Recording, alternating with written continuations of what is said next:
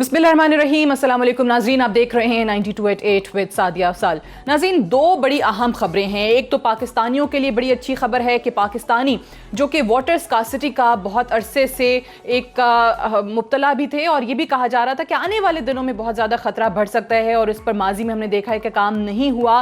तो आज पाकिस्तानियों के लिए अच्छी खबर जिस पे वज़ारत आबी वसाइल, वापडा, तमाम लोग बहुत मुबारकबाद के मुस्तहिक हैं कि मोमन डैम का बाकायदा तौर पर संगे बुनियाद रख दिया गया है। 3 अरब की लागत से बताया जा रहा है कि मंसूबा 2024 तक मुकम्मल होने का इम्कान है। साथ ही साथ बड़ी जारहाना तकारीर भी हुई वफाकी वज़ीर फैसल वावडा की तरफ से, जिस पर वज़ीर आज़म साहब ने तारीफ़ भी की और ये भी कहा कि अपोजिशन के हवाले से जिस तरह उन्होंने बातें की हैं वो बड़ी दिल से की हैं और साथ ही साथ वही बातें टुवर्ड्स द एंड वज़ीर आज़म साहब अपनी तकरीर के अंदर भी करते दिखाई दिए। आज फिर वज़ीर आज़म साहब ने NRO का जिक्र किया और एक बार फिर से कहा कि NRO नहीं मिलेगा किसी को भी, कान खोल के सुन लिया जाए। तो क्या वजह है कि ये NRO के चर्चे जो हैं वो ख़त्म नहीं हो रहे हैं। आज दूसरी जानिब जो एक बड़ी सियासी खबर और पाकिस्तान मुस्लिम नवाज़ के हवाले से सामने आई वो ये कि शहबाज शरीफ साहब जो कि मुल्क से बाहर हैं, अब लग ऐसे रहा है कि वो मुल्क वापस नहीं आएंगे क्योंकि कौमी असम्बली के अंदर उन्होंने पार्लिमानी लीडर जो है वो ख्वाजा आसिफ को नामज़द कर दिया है और साथ ही साथ chairman PAC public accounts committee, जिसके लिए बहुत लड़के बहुत ज़िद से उन्होंने ये कोशिश की थी कि हुकूमत किसी तरह मान जाए, बाकी अपोजिशन की जमातें भी इसमें उनके साथ शामिल हो गई थी। सो अब अपनी जगह उन्होंने राना तनवीर साहब को नामज़द कर दिया है। अब ये जो नामजदगियां हुई हैं आज, इसको भी कुछ लोग NRO का नाम दे रहे हैं और वफाकी हम कहेंगे कि जो वज़रा हैं उनकी तरफ से NRO का जिक्र माजी में भी होता रहा। रिसेंट पास्ट के अंदर हमने देखा है कि इस पर बहुत ज़्यादा बयानात आए, इनकार तो किया जाता है, इसके ख़िलाफ़ बात भी होती है, लेकिन क्या वजह है कि कहीं कहीं कुछ हलकों के अंदर ये लग रहा है कि इनको NRO दिया जा रहा है। इस हवाले से भी बात होगी। और तीसरी अहम चीज़ जो है वो चेयरमैन NAB के हवाले से है, जिन्होंने आसिफ जरदारी साहब का जो पिछले दिनों एक कमेंट आया था, एक स्टेटमेंट आया था, उस हवाले से कहा कि NAB और मईशत साथ चल सकते हैं और कोई भी NAB को डिक्टेट नहीं करा सकता। सो NAB के हवाले से जो एतराज़ात हैं, जो तहफ़्फ़ुज़ात हैं, वो कैसे दूर होंगे। अपोजिशन जो है वो NAB को हुकूमत का कहती है कि जी उनके साथी हैं, उनका नेक्सस बना हुआ है। आज इन तमाम चीज़ों के हवाले से हम तफसीलन बात करेंगे। हमारे साथ थोड़ी ही देर में special assistant to the prime minister on information doctor फिरदौस आशिक अवान साहिबा प्रोग्राम में मौजूद होंगी। ब्रेक लेते हैं, ब्रेक से वापस आएंगे, डिस्कशन को आगे बढ़ाएंगे। Stay tuned.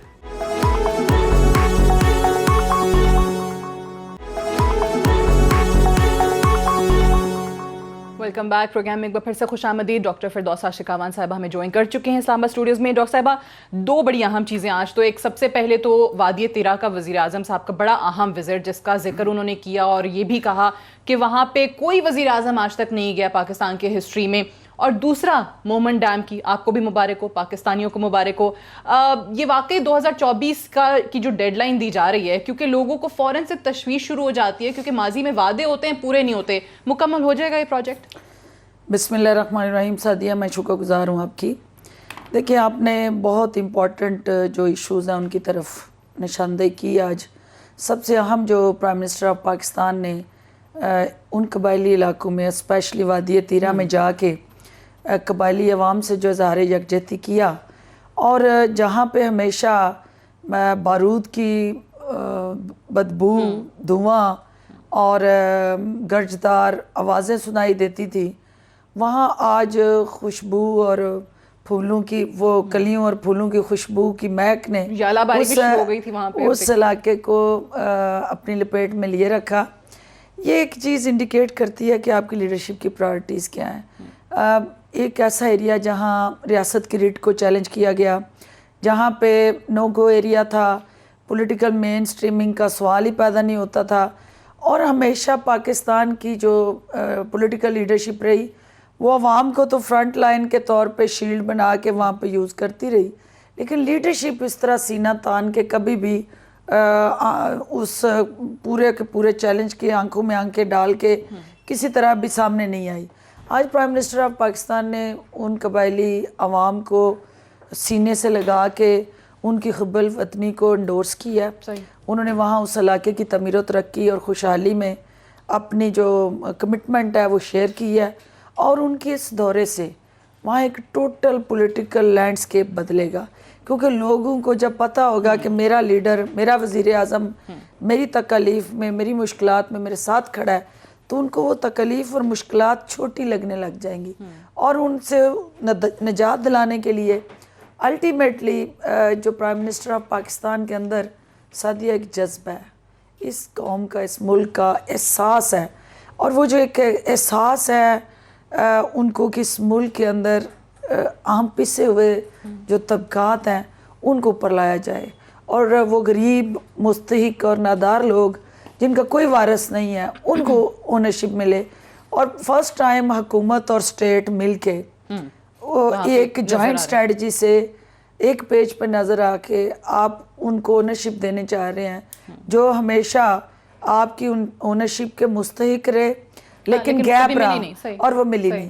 دوسرا, محمد ڈیم کا جو نیلسن مینڈیلا ہمیشہ کہا کرتے تھے کہ لیڈر اور سیاستدان میں کیا فرق ہے. لیڈر پلان کرتا ہے اپنے آنے والی نسل کی بقا کی پالیسیز اور لانگ ٹرم پالیسیز.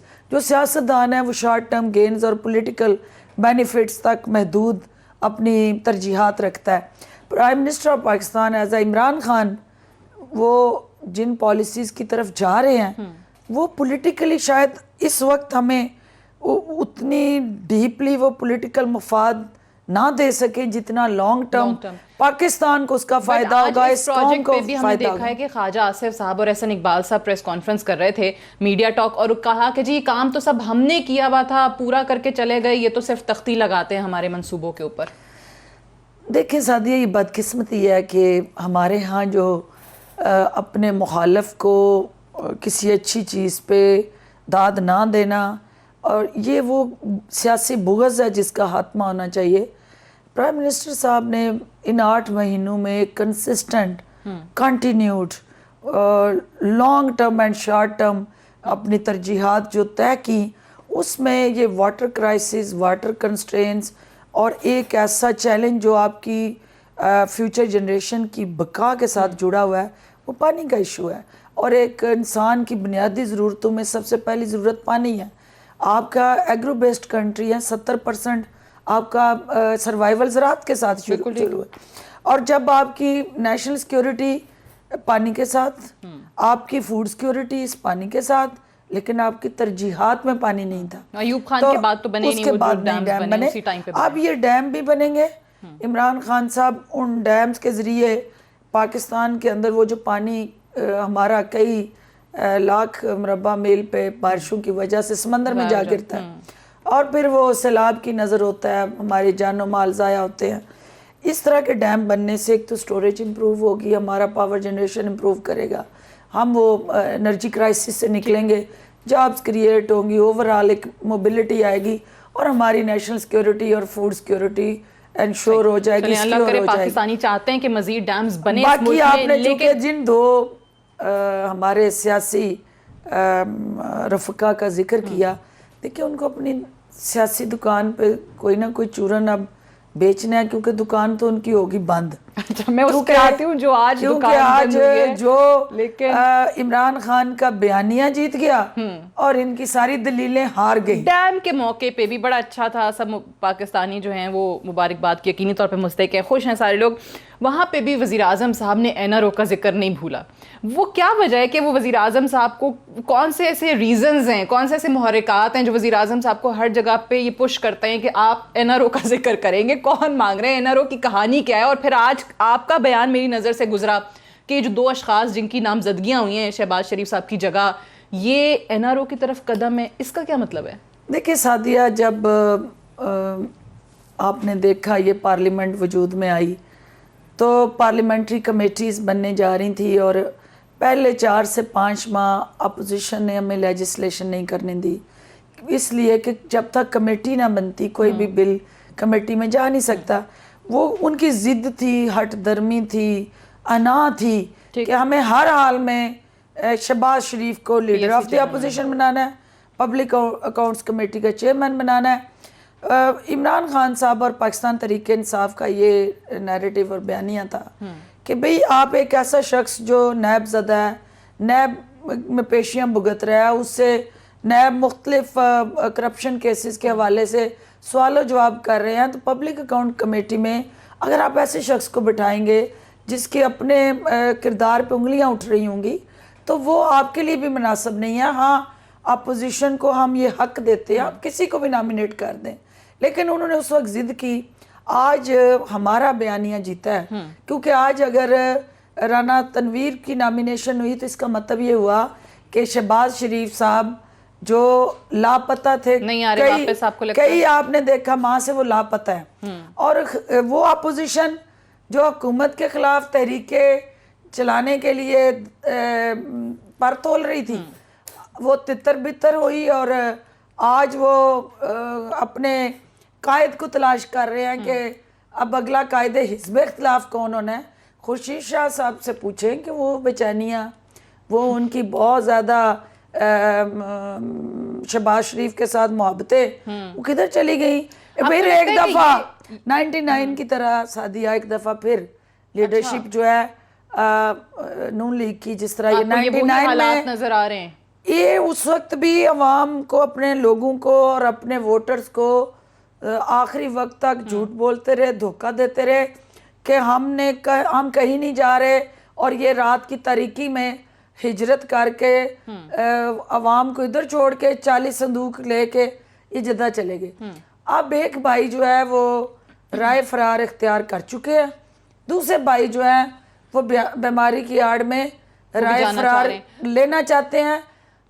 जब इनको एनआरओ नहीं मिला तो इन्होंने फरार हासिल कर लिया। नहीं, बट आपने आज कहा कि एनआरओ का जो चर्चा चल रहा था, आज ये नामजदगियां उस जाने पहला कदम है। मैं ये बयान आपका समझना चाह रही हूँ। बिल्कुल उसमें सादिया देखें, ये सारे प्रेशर हुकूमत को रोज़ किसी ना किसी महाज पे अंगेज करना, मौलाना फजलुर रहमान साहब का चूरन बेचने के लिए फ्रंट फुट पे उनका आना, और तमाम अपोजिशन को एक जगह इकट्ठे करके एकदम से महंगाई का, बेरोज़गारी का, मुआशी मुश्किलात का दर्द उठना, वो सारा इंडिकेट कर रहा था कि वो प्रेशर ट्रिक्स थी हुकूमत को इस बात पे बावर कराने के लिए कि हमें स्पेस वो किसी तरह की छूट दे दें। बट आपने कहा कि ये एनआरओ की तरफ पहला कदम है। पहला कदम उनका खुद साख्ता जो एनआरओ वो अपने यानी कंडक्ट से जो प्रेशर डाल के लेना चाह रहे थे वो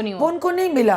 उन्होंने अब उसको हतमी और मनकती अंजाम पे पहुंचाने के लिए राय फरार इख्तियार कर ली। हुकूमती सतह पे उनको कोई फैसिलिटेशन नहीं मिली। वो सहूलतकारी जो फरार में साबिक वज़ीर आज़म ने फिनांस मिनिस्टर की और अपने तैयारे में उनको फरार कराया, वो नहीं मिली उनको। अल्टीमेटली अब आप देख रही हैं कि वहाँ बैठ के जब अम्यूज़मेंट का मौका मिलता है, शॉपिंग का, वीडियो गेम्स खेलने का, वो सोशल मीडिया में आप देख रहे हैं। अच्छा, आपको पता है कि वो बस स्टॉप पे बैठे हुए वीडियो गेम्स खेल रहे हैं। तो आप देखें ना, वहाँ उनकी तबीयत हाश होती है। क्या पता वो ऐसे नैब के सवाल कर रहे हैं और नैब के हवाले से बातचीत पूछी जाती है, वहीं वो बीमारी उन्हें आड़े हाथों ले लेती है। तो ये तजाद है ना। इसहाक डार साहब पहले बाहर हैं, हसन हुसैन वो भी बाहर हैं, नवाज शरीफ साहब भी आपको लगता है कि चले जाएंगे? अदालत ने फैसला करना है, लेकिन देखिए जी, ख्वाहिशात पे तो पाबंदी नहीं है, और ख्वाहिश तो उनकी ये है कि फिलफौर उनकी रुखसती के परवाने अदालत साइन करे। ख्वाहिशात तो शरीफ ख़ानदान की हज़ारों ख्वाहिशें हैं ऐसी कि हर ख्वाहिश पे दम निकले।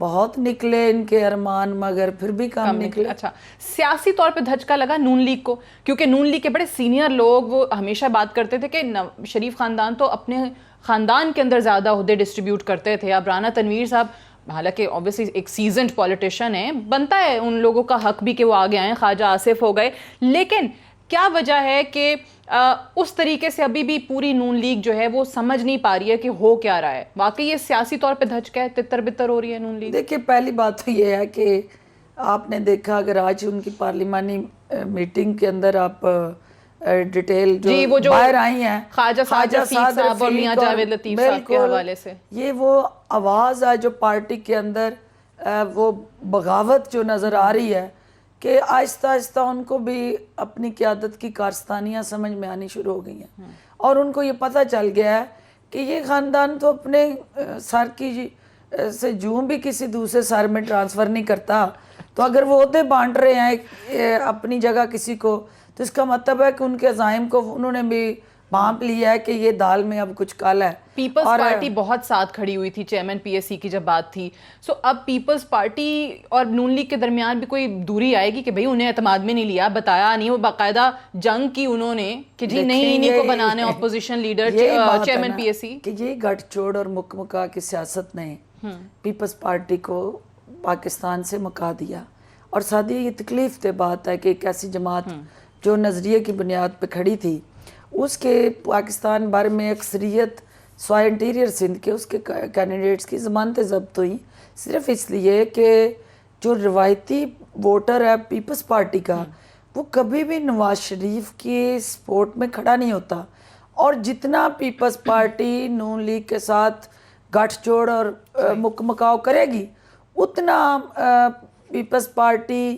عوام کے اندر اپنی جڑیں جو ہیں وہ کھوکھلی کرتی جائے گی، اور یہی وجہ ہے کہ ہر حلقے میں پنجاب میں آپ دیکھ لیں کہ ضمانتیں ضبط ہوئی، میرے حلقے میں بھی جہاں میں نے 95,000 ووٹ لیا پی ٹی آئی کے پلیٹ فارم سے، وہاں پیپلز پارٹی کے کینڈیڈیٹ نے 2400 ووٹ لیا، تو یہ آئی اوپنر ہے کہ لوگ نون لیگ اور پیپلز پارٹی کی مکمکاؤ کی اور گٹھ جوڑ کی سیاست کو ایکسیپٹ نہیں کرتے، اسپیشلی پنجاب میں، اور یہ جوں زرداری صاحب شہباز شریف اور نواز شریف کو آشیرواد دینے کے لیے سر پہ ہاتھ پھیریں گے اور ان کو گلے لگائیں گے، جو ان کا جالا ان سے ڈسکنیکٹ ہوگا اور ماسز میں پیپلز پارٹی کا وجود ختم ہوتا جائے گا۔ اب آپ کی جماعت کی بات کر لیتے ہیں اور سب سے پہلے کابینہ پہ آ جاتے ہیں۔ پچھلے دنوں جو خبریں گرم تھیں ان پہ ذرا اب افواہیں ہیں یا میڈیا غلط رپورٹ کرتا ہے یا ان میں کوئی صداقت ہے وہ بتا دیں۔ غلام سرور صاحب نے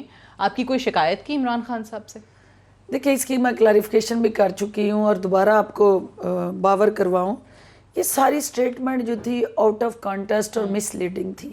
اس کے اندر جو سوائے ایک چینل نے انہوں نے اس کو پریس کانفرنس کے اندر سے غلط حقائق توڑ موڑ کے پیش کیے، جس کی کلیریفیکیشن ہو چکی ہے، اور قطعاً کوئی ایسا جو تاثر دیا گیا پھر بعد میں جس چینل نے یہ چلائی اس چینل نے اس کی تردید بھی کی۔ ٹھیک ہے، سب سے پہلے تاثر یہ آیا کہ آپ نے غلام سرور صاحب کے حوالے سے ان کے ہٹائے جانے کے حوالے سے یہ کہا کہ شاید انہوں نے کوئی کرپشن کی ہے۔ وہ تاثر بھی غلط تھا، پھر اس کے بعد جو ان کے ساتھ خبر جوڑ کے چلائی گئی کہ انہوں نے شکایت کر دی اور وہ آؤٹ آف کانٹیسٹ تھی، مس لیڈنگ تھی، حقائق سے اس کا کوئی لینا دینا نہیں۔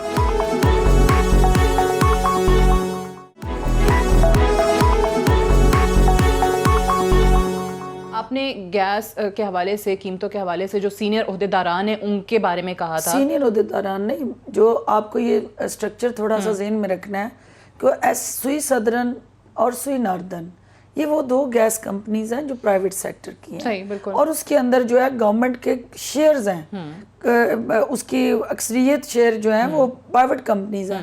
اب وہ جب اوور بلنگ کی ایلیگیشنز آئیں، پرائم منسٹر نے وہاں پہ انکوائری ہولڈ کی، تو وہاں یہ چیز سامنے آئی کہ جو کمپنیز کے اندر ایکچول جو سلیبز تھیں ان کی ری شفلنگ ہوئی۔ مثلا ایک سلیب ہے جس پہ ڈومیسٹک کنزیومر کو آپ نے ٹیرف ڈیفائن کیا کتنا بل چارج ہوگا، دوسرا ہے آپ کا کمرشل کنزیومر، تیسرا ہے آپ کا انڈسٹریل کنزیومر۔ اب وہ جو کنزیومر کے چارجز اور ٹیرف جس پہ لگنا تھا وہ بلنگ میں وہ کمرشل کو لگا دیا، کمرشل والے کو آپ نے انڈسٹریل کا لگا دیا۔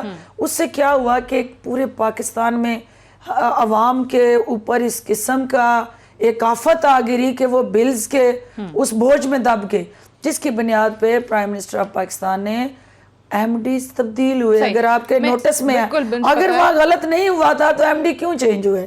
عوام کے ساتھ وزیر اعظم کھڑے ہوئے اور انہوں نے اپنے افسران کی کوتاہی کو برداشت نہیں کی. ایگزیکٹلی میرا سوال بھی اسی سے ریلیٹڈ ہے کہ اگر وہ ایم ڈی ذمہ دار تھے ان کو تبدیل کر دیا, وہ عہدیداران اگر اس مسئلے کے ذمہ دار تھے وہ ہٹ گئے, غلام سرور صاحب نے کرپشن بھی نہیں کی, تو پھر ان سے وزارت کیوں واپس لی گئی, ان کو پھر کیوں ہٹا رہے؟ اس میں سعدیہ بڑا کلیئر ہے کہ ہر شخص جو ہے, ہر جو کھلاڑی ہوتا ہے ہر پچ پہ نہیں کھیل سکتا, اور پھر اگر اس کے اندر ٹیلنٹ ہو بھی, ایکسپیرینس بھی ہو اور اس کی ویژن بھی ہو, لیکن اگر وہاں حالات موسم ساتھ نہ دے تو ہر کھلاڑی ہر پچ پہ سینچری نہیں کرتا. سول ایویشن کی پچ پہ کھیل لیں گے, وہ کھیلیں گے حالات کے مطابق.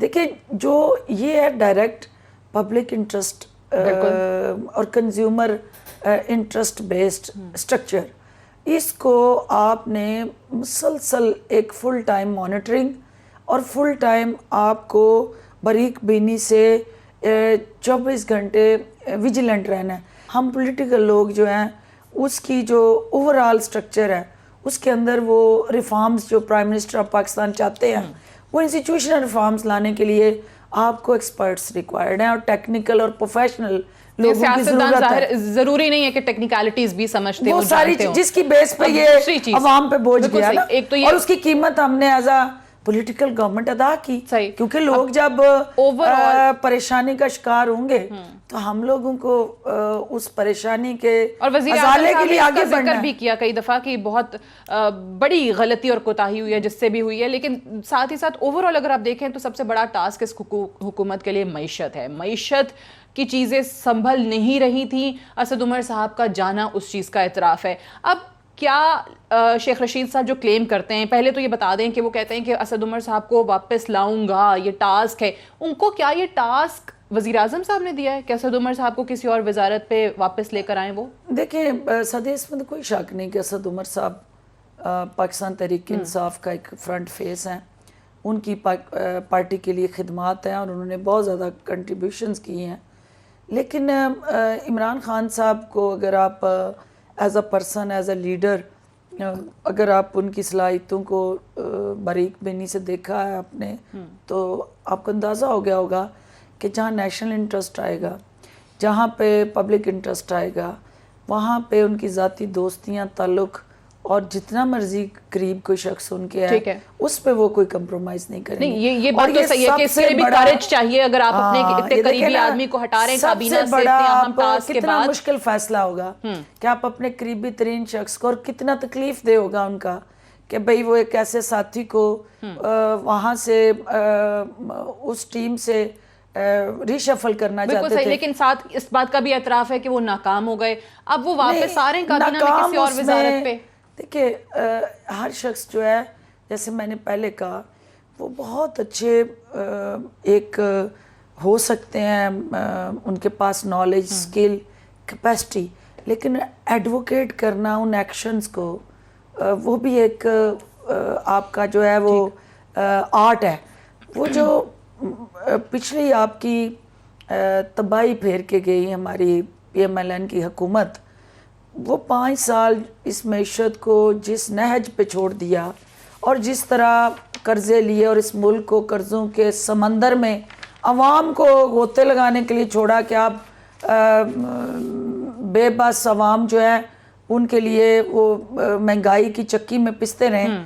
ہم وہ اپنا مقدمہ اپنے ابتدائی دنوں میں عوام کے سامنے نہیں لڑ سکے جو لڑنا چاہیے تھا میری نظر میں.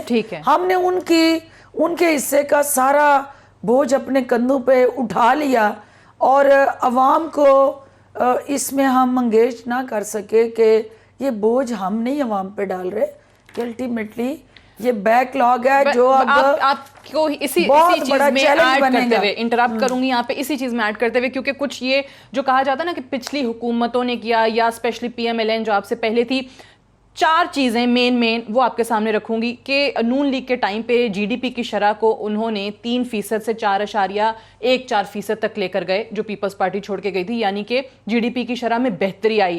مہنگائی کی شرح کو انہوں نے 9.9% سے کم کیا 8.3 پہ. ٹیکس ریونیو کا جو ہدف تھا اس میں 16.7% اضافہ کیا, براہ راست سرمایہ کاری میں انہوں نے اضافہ کیا. اب یہ اگر آپ تحریک انصاف کی 8 مہینے کی حکومتوں سے اس کا کمپیریزن کر لیں تو جہاں پر وہ چھوڑ کے گئے تھے مہنگائی کی شرح وہ بڑھ گئی, 9.4 ہو گئی. جی ڈی پی کی شرح 5.8 سے 4% تک لے کر آگئے. ٹیکس ریونیو کے اگر حوالے آپ سے نے اسٹیٹ بینک سے لیے ہیں تو میں ان فگرز کو بھی چیلنج کر رہی ہوں. یہ فگرز جو ہیں حقائق کے ساتھ ٹیلی نہیں کر رہے. پہلی بات تو یہ ہے مطلب آپ کے اپنے جو ادارے ہیں وہ بھی صحیح نہیں بتا رہے. نہیں اسٹیٹ بینک آف پاکستان کی جو ایگزیکٹ اگر آپ یہ اسٹیٹسٹکس بیورو کے اچھا یہ بھی دو چیزیں ہیں نا. آپ دیکھیں آپ کی جو رپورٹ میں باقاعدہ لکھا ہوا ہے ادارے شماریات کی انفلیشن ہے, جو آپ کا تجارتی خسارہ ہے, جو آپ کا بجٹ خسارہ ہے, جو آپ کا امپورٹ ایکسپورٹ گیپ ہے, جو آپ کی فسکل سپیس ہے یا ڈیٹ ہے, وہ ساری چیزیں آپ کی اکنامک پالیسی کہاں سے ریفلیکٹ ہوتی ہے؟ اسٹیٹ بینک آف پاکستان سے. اب وہاں سے آپ اسٹیٹ بینک آف پاکستان کی اگر ویب سائٹ پہ جائیں تو آپ کمپیئر کریں پچھلے 8 ماہ کی جو انیشل کارکردگی تھی پیپلز پارٹی کی اور پی ایم ایل این کی حکومت کی, ان میں آپ کو ان انڈیکیٹرز میں آج بھی پاکستان تحریک انصاف ان دونوں حکومتوں سے بہتر پرفارم کرتی نظر آئی. ادارہ شماریات کے یہ اعداد و شمار غلط ہیں, کنٹراڈکٹری ہیں. میں اسٹیٹ بینک آف پاکستان کے ساتھ اگر آپ اس کو ٹیلی کریں تو یہ حقائق پہ مبنی نہیں ہے جو آپ نے ذکر کیا. اس کی وجوہات ہیں. بٹ اگر یہ بالکل بھی غلط نہ ہوئے 0.1% بھی غلط نہ ہوئے تو نہیں تو آپ میں اسٹیٹ بینک کھولیں نا, میں ابھی آپ کو واٹس ایپ کر دیتی ہوں. آپ یہ کہہ رہی ہیں کہ ادارہ شماریات اور اسٹیٹ بینک کے اعداد و شمار میں فرق ہے اور یہ ہوتا ہے. اس کی وجہ یہ ہوتا ہے, اس کی وجہ یہ ہے کہ دونوں کا اپنا اپنا بینچ مارک ہے چیزوں کو دیکھنے کا اور اس کو ایویلویٹ کرنے کا. اب یہ جو آپ کہہ رہی ہیں تجارتی شرح نمود جس کا آپ ذکر کر رہی ہیں, پی ایم ایل این کے دور میں وہ کیوں بڑھی اور آج ہمیں کہیں گے ہم بھی بڑھا دیں گے. جب آپ کی امپورٹ بڑھتی ہے تو آٹومیٹیکلی آپ کی امپورٹ کے ساتھ وہ جڑی ہوتی ہے تو آپ کی وہ بڑھ جاتی ہے شرح نمو گروتھ ریٹ. ہم وہ مصنوعی گروتھ ریٹ پہ بلیو نہیں کرتے.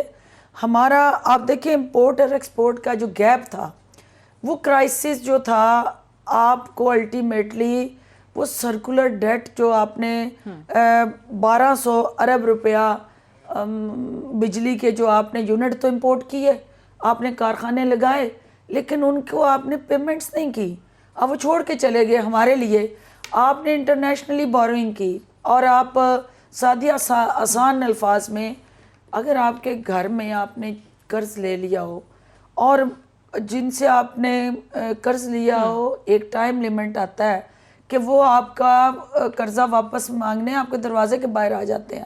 ٹھیک ہے, آپ اس قرضے کو ادا کرنے کا طریقہ کار کیا ہے؟ میں آپ کی بات چلے مان لیتی ہوں کہ وہ مصنوعی طور پہ کیا جی ڈی پی, بٹ مہنگائی کی شرح جو 9.4 پہ لے گئے وہ اس کی وجہ دیکھیں جب روپیہ ڈی ویلیو ہوا, اب وہ کیوں ہوا کہ جو آرٹیفیشل کیپنگ کی گئی. آپ اگر مفتاح اسماعیل, ہمارا تو نہیں ہے وہ financial expert, P M L N کی جماعت سے ہے, مفتاح اسماعیل کی آپ سن لیں, جب اسحاق ڈار کے بعد اس نے ٹیک اوور کیا تو اس نے اون کیا کہ یہ آرٹیفیشل کیپنگ کی گئی, روپے کو جان بوجھ کے کنٹرول میں رکھا گیا جس کی وجہ سے ڈالر کو روکا گیا. اور جو ہی اور یہ ان کے دور میں جمپ کیا, آپ کو پتہ ہے 102 105 سے یہ آنورڈ جو جمپ کیا مفتاح کے دور میں ہوا. الٹیمیٹلی وہ ایک ایسا رجحان تھا, وہ آرٹیفیشل جہاں پہ بھی آپ میکنزم ایوالو کریں گے, نیچرل وہ جو آپ کا میکنزم ہے وہی الٹیمیٹلی پرویل کرے گا. تو یہ جو سوڈو ارینجمنٹس تھی, ٹیمپریری شارٹ گیپ ارینجمنٹس تھی, صرف اور صرف الیکشن آ رہا تھا, وہ الیکشن یہ تھا. مہنگائی کی شرح تو ہمیں ڈبل ڈیجٹ. اب وہ کیوں ہوئی؟ اب اس کی وجہ آپ کے 2 طریقے تھے. ایک تھا آپ نے تیل کی قیمتیں جب نون لیگ کی گورنمنٹ تھی تو $53 فی بیرل تھی, آج وہ $76-77 فی بیرل ہے. اب وہ گیپ دیکھیں کتنا ہے. ہم اب یا وہ خسارہ بڑھائیں یا ہم قیمت بڑھائیں. جب آپ بجٹ قیمت بڑھائیں گے تو اس کا امپیکٹ جو ہے صرف پیٹرول کی قیمت کے بڑھنے سے اور روپے کے ڈی ویلیو ہونے سے اس کا ڈائریکٹلی امپیکٹ آپ کی خارج ضروریات صرف پہ پڑتا ہے. صحیح ہے, لیکن ڈاکٹر صاحب آپ کی بات کی ساری چیزیں بالکل صحیح, لیکن یہی جسٹیفیکیشنز یہیں پر پی ایم ایل این کے لوگ بیٹھ کے دیا کرتے تھے, تب آپ لوگ نہیں مانتے تھے, تب کہتے تھے نہیں یہ جھوٹ بول رہے ہیں, ان کو آتا ہی نہیں ہے کام کرنا, اسحاق ڈار صاحب کو کرٹیسائز کرتے تھے. لیکن مسئلہ یہ, مجھے ایک بریک کے لیے بھی کہا جا رہا ہے, بریک سے واپس آ کے میں اسی پہ ذرا تھوڑی بات اور کرنا چاہوں گی ڈاکٹر صاحبہ سے, کیونکہ عمران خان صاحب ہمیشہ بات کرتے تھے کہ جی غریبوں سے نہیں امیروں سے پیسہ لیا جائے گا, ٹیکسز کا بوجھ بھی ان پہ نہیں ڈالا جائے گا جو آلریڈی بیچارے بہت اس بوجھ کے تلے دبے ہوئے ہیں. میں بریک لے لوں, بریک سے واپس آتے ہیں, ڈسکشن کو ہم یہیں سے آگے بڑھائیں گے. Stay tuned.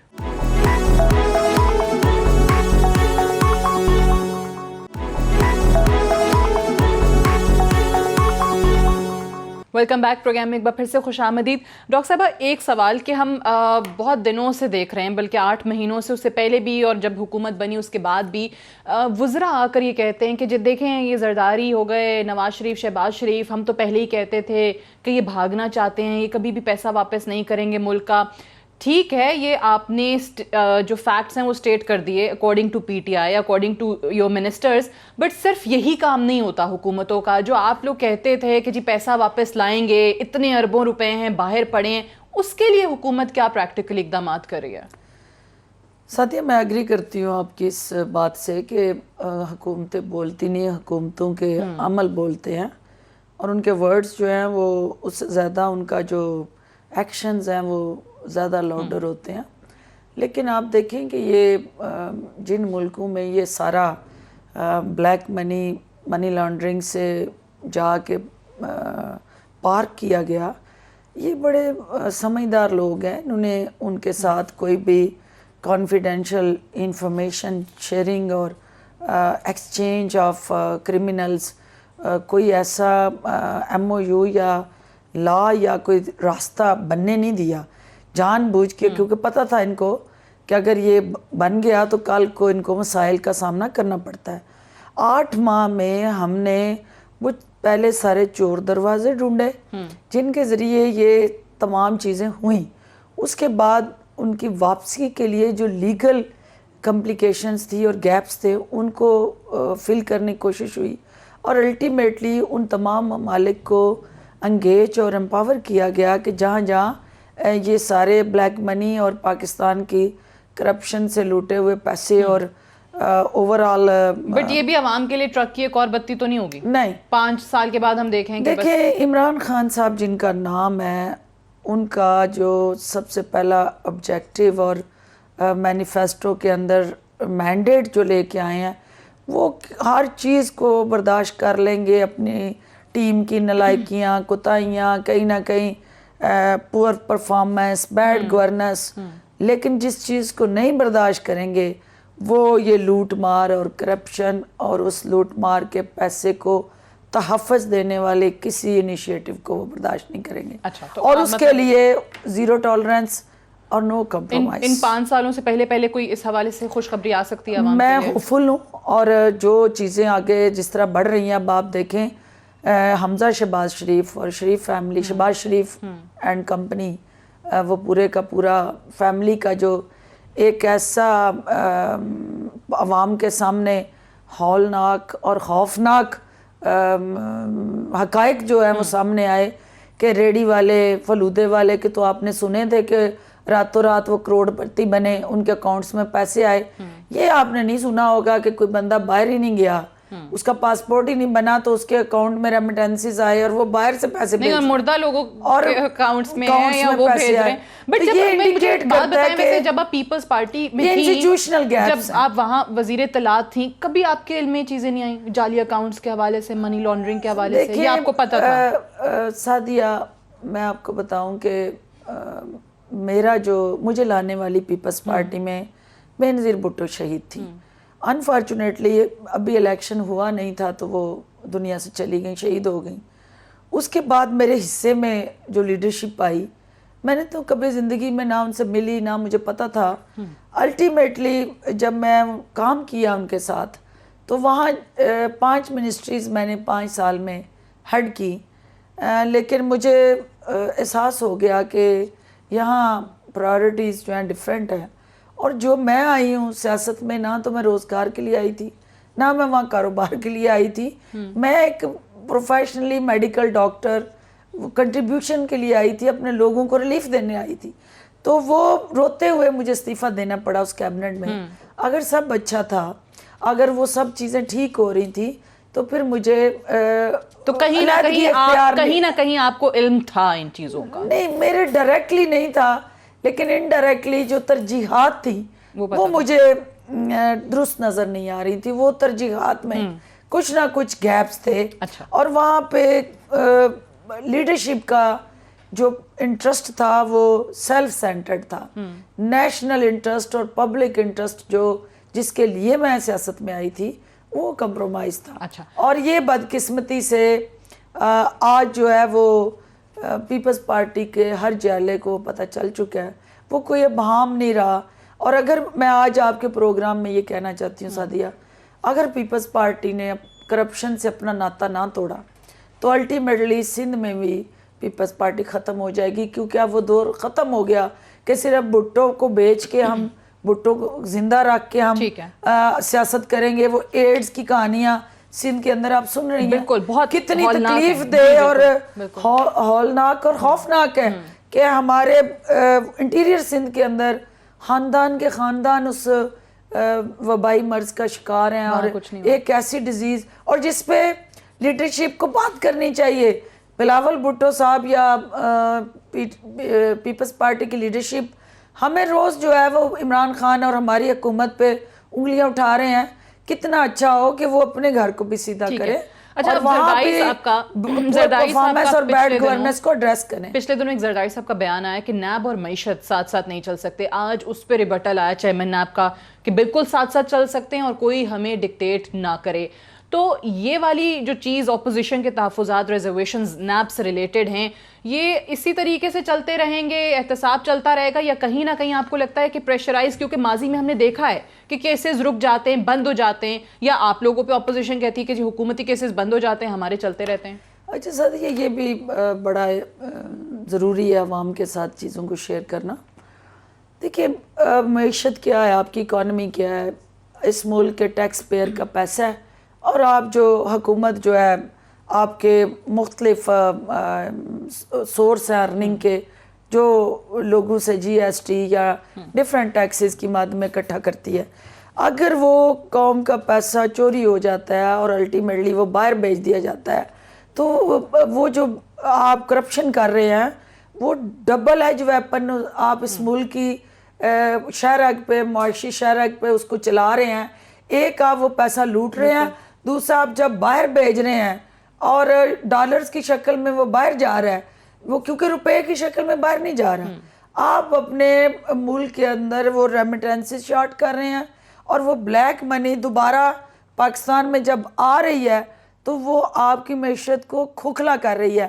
اور وہ یہی وہ وجہ ہے کہ معیشت اور جو کرپشن ہے اس کا چولی دامن کا ساتھ جو جوڑا گیا ہے جمہوریت کا نام رکھ کے, اور اپنے مفادات کا نام جمہوریت رکھ لیا گیا, اور جہاں کہیں مفادات پہ زد پہنچی وہاں واویلا یہ ہوا جمہوریت خطرے میں. اچھا, ایک میرے پاس ٹائم تھوڑا, ایک آخری سوال, یوم تاسیس کی تیاریاں آپ دیکھ رہی تھیں, آپ کل کیوں نہیں نظر آئیں؟ بڑی امپورٹنٹ بات یہ ہے کہ میرے والد صاحب اور میرے بھائی کی برسی تھی, اور میں ساری رات, ٹھیک ہے کیونکہ اس پہ سوال اٹھانا کہ جی آپ نہیں, میں اس پوری ساری رات وہاں مل کے تیاریاں کرتی رہی. سحری ٹائم میں پہنچی اور 10 بجے ان کا برسی کا ختم تھا, اور پھر مجھے اس میں پارٹیسپیٹ کرنا تھا. 4 گھنٹے کا سفر ہے, جب تک میں پہنچی تو اچھا چلیں, آپ کا تو آپ نے ریزن بتا دیا, ویلڈ ریزن بتا دیا. دوسری طرف آج عمران خان صاحب اور ہمیشہ کہتے ہیں کہ جی کرسی اور عہدہ امپورٹنٹ نہیں ہوتا, انسان کے کام امپورٹنٹ ہوتے ہیں. تو وہ وزراء جن کو کابینہ سے فارغ کیا گیا, وہ بھی کیا ناراضگی کی وجہ سے کل نظر نہیں آئے؟ شہریار آفریدی نظر نہیں آیا, عامر کیانی نظر نہیں آیا, مطلب وزارت کے جانے کا غم ہے؟ نہیں, میرا خیال ہے کہ کہیں شاید کوئی مس کمیونیکیشن بھی تھی. کیبنٹ ممبرز کو اس طرح سے انویٹیشنز نہیں پہنچے تھے, کیونکہ میرے ہیلتھ منسٹر مجھے کال کر رہے تھے, میں سیالکوٹ تھی, تو وہ کہہ رہے تھے کہ بہن مجھے بلایا نہیں گیا تو وہاں جاؤں کہ نہ. میں نے کہا جہاں بھی پرائم منسٹر آف پاکستان جائیں گے وہاں پہ کیبنٹ کو جانا ہی جانا ہے, لیکن وہ پارٹی کی طرف سے شاید کوارڈینیشن کا, معذرت کے ساتھ کوارڈینیشن کا پی ٹی آئی کا ہمیشہ سے ایک رہا ہے مسئلہ. یہ ذمہ داری ہے. اب آپ آ گئے تو آپ صحیح کر دیں, تھوڑی کوارڈینیشن بہتر کر دیں ود ان پی ٹی آئی. بہت بہت شکریہ ڈاکٹر فردوس عاشق اوان صاحبہ پروگرام میں آج ہمارے ساتھ موجود تھیں. That's all for tonight. اجازت دیجیے, خدا حافظ.